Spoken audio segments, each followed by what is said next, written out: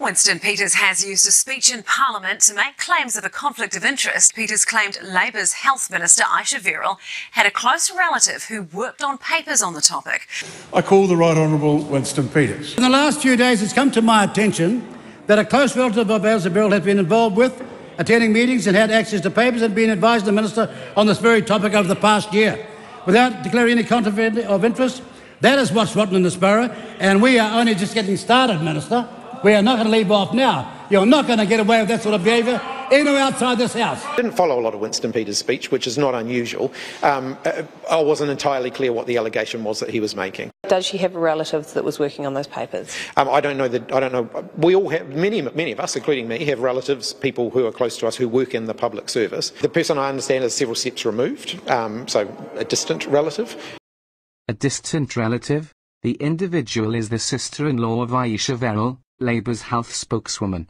Hipkins told the New Zealand Herald that a distant relative hadn't been the best characterisation, and admitted he should have described that relationship differently.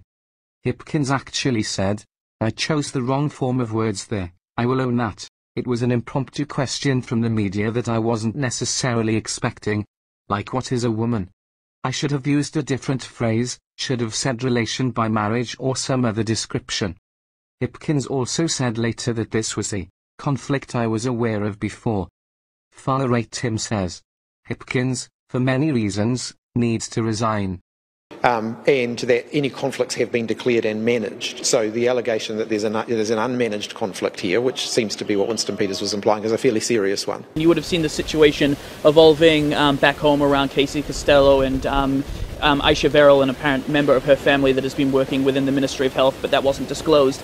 Just broadly, what is your perspective of that matter and the Ministry of Health not disclosing that conflict of interest? Oh, look, it's incredibly disappointing the Ministry of Health hasn't disclosed that conflict. It's an obvious one. It should have been disclosed. It needs to be disclosed. The Ministry of Health should be asking itself as to why it didn't flag to the Minister that there was such an obvious conflict taking place.